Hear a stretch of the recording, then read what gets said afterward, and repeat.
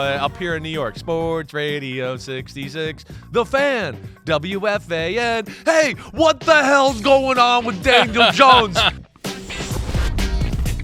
Chris Simms doing his best New York sports radio personality impression. Although it's good to be a bad Giants team now because there's enough to keep the Fan There's a lot. and everybody else occupied. What the hell's the Mets, up with the Jets, Yankees? the Mets Jets, are getting Robert killed Saleh. tonight. Nothing. Yeah, they got a lot of things to unpack today on sports radio here in New York. That's for sure.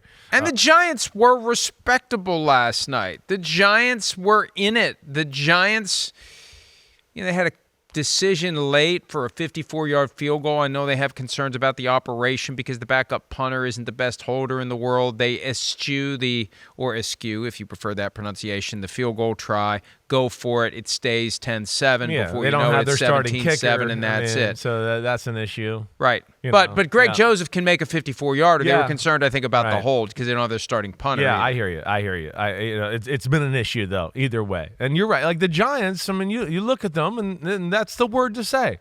They're respectable. But that's about it. I mean, there was a lot of chances for them to win that football game last night. That was an ugly, ugly game for a Cincinnati football team that I picked to go to the Super Bowl, right? It was one of those where it's like, yeah, you win, but I feel worse about you this week than I did last week when you lost to the Ravens. But at least their defense only gave up 7 points. That is, listen, if you're going to look at a silver lining, that would be it. They got off the field in some clutch situations on fourth down, all of that. But then just another underwhelming looking game by the Cincinnati Bengals. And the one thing we thought that was really good about them, their offense really was not good last night. I mean, the Giants front, which is really good, don't get me wrong, they whooped the crap out of the Bengals. The Bengals really had, 1.5 drives the whole night if you really look at it. There's the first drive of the game where he runs for the long touchdown.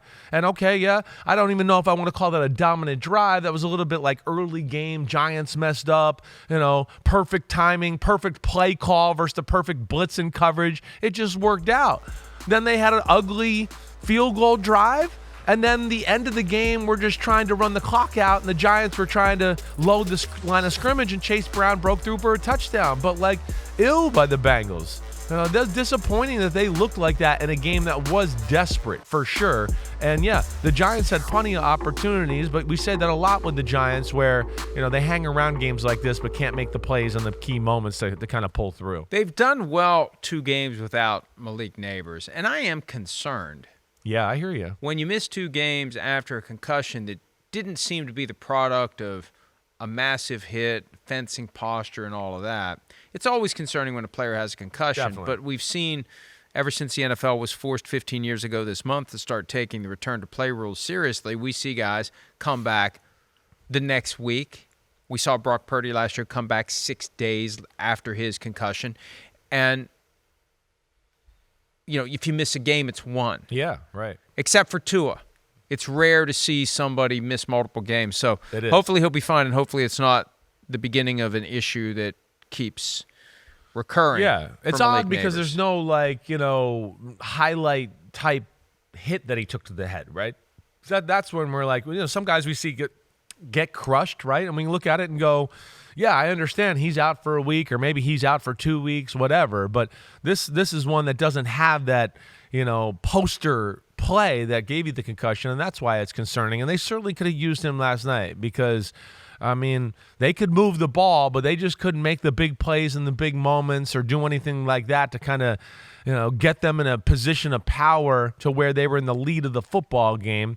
And whether that was Daniel Jones missing a throw or they can't run the freaking ball consistently and Daniel Jones leads the team in rushing again, those were the issues. But you're right, the Bengals played a little D last night, and that's, I guess, one thing you can take away from them. On the subject of concussions or suspected concussions, at one point last night, Joe Burrow was sent to the medical tent because his head hit the turf, the previously green cement. Now it's kind of cement and it's green, but it at least has some texture to it. It's not what it was when your dad got banged around on it. But when you see the head hit and snap like that, he said that he felt fine. He just got the wind knocked out a little. The players aren't wired to admit to any of it. He's the one who said 2 years ago when Tua was going through his concussion thing, this is what we've signed up for. Yeah. They accept it. They want to get back. Yeah. And, it was late afternoon Friday, news dump, NFL, NFLPA, with a very bare-bones, self-serving statement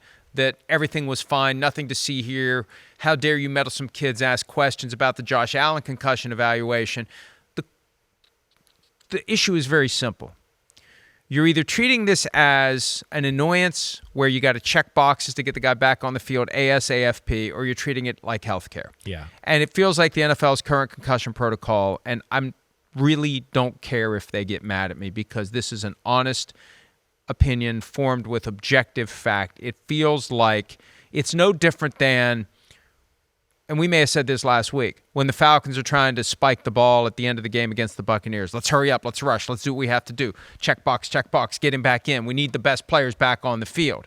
The league wants the best players on the field. Let's go, let's go, let's go. Not, well, this guy might have a brain injury.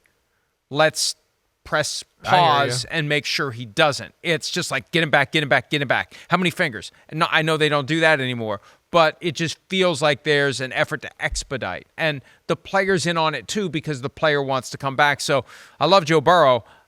I put no stock in, I just got the wind knocked out of me a little bit, especially when my lion eyes show me his head snap back and hit the turf. Mike, you said it right. I mean, again, put me a part of that club. If I was playing right now, I would never tell anybody my head hurt. Never. I'd be like, oh, wind knocked out of me, shoulder hurt, my ankle hurts, like Josh Allen said last week, right?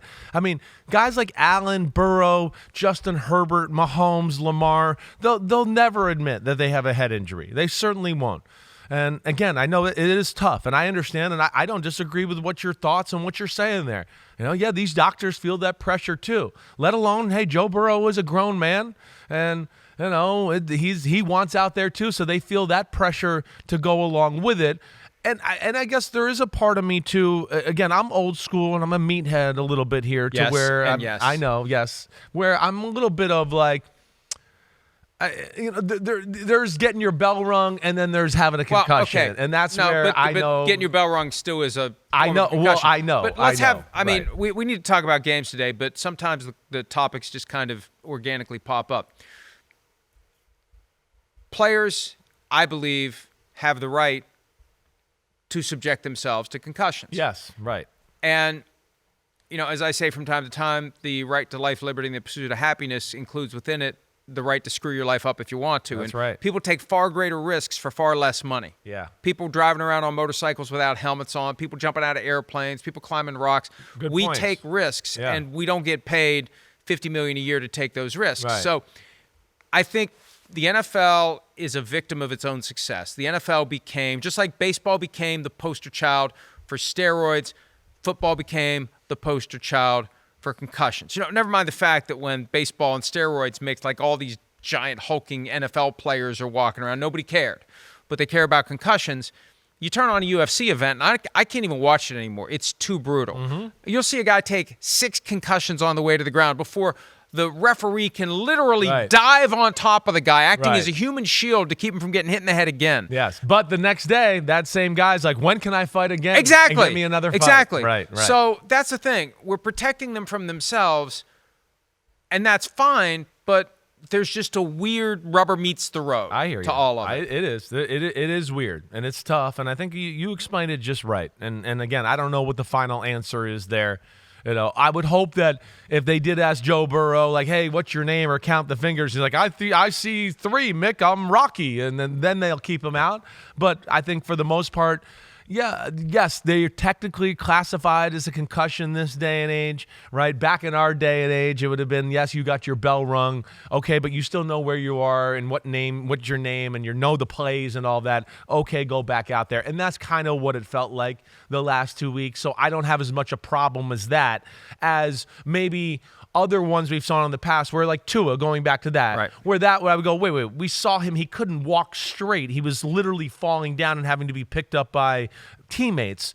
That to me is then where the doctor needs to step in. But we didn't see that the last 2 times with Burrow and Allen, and I guess I'm a little more on the player side in this department. When the player's of sound mind and can make his own decision, the decision should be left to the player. That's the cynical view is the NFL only cares about it when it potentially chokes off the supply of future professional football players. Not that there's a healthcare concern. It's like we can't have mom and dad saying that their kids can't play football. All right, the Bengals played well last night. They got the win. Here's Joe Burrow after the game on getting that much-needed victory to move to 2-4. Yeah, we really needed it. Don't want to say we would have been out of it if we had lost, but we'd be scratching and clawing for the rest of the year. We still really are, but it was good to get a win. Great to see our defense step up like that. They've taken some heat the last couple weeks, but they played awesome today. Yeah, they were the reason they won. Yeah, holding the Giants to 7. But look, even at 4 losses, you can maybe get away with 4 more the rest of the year. And yeah, that 5th loss is right around the corner. But if it had come last night, they really would be stuck. Oh my gosh, they'd have to go. Let me do the math here. 1-5. That leaves 11 games. They'd have to go 9-2. Pretty much, right? Yeah, 9-2. Yeah, maybe or 8-3. 8-3 probably maybe gets you in. Which is hard enough if you're not already 1-5. Exactly right. Listen, they can look at it and go, "Hey, we found a way to win one of these close football games. That'll be the silver lining or the light at the end of the tunnel for them." They got the Browns up next, who they've struggled with. We'll see where it goes. But in a desperation game, that was underwhelming offense from Joe Burrow, Jamar Chase. T. Higgins was really good, but man, they didn't block well. They didn't run the ball well. They didn't protect Burrow all that well. And really, in a lot of ways, felt like they were outplayed by the Giants through a lot of the game. And the Giants kind of let it slip away, whether it be turnovers or the missed field goals or the missed 4th down conversions, had plenty of chances to really put the Bengals in a bind. Hi, it's Mike Florio. Thanks for watching PFT on YouTube. Hit subscribe for the latest news and analysis from Pro Football Talk.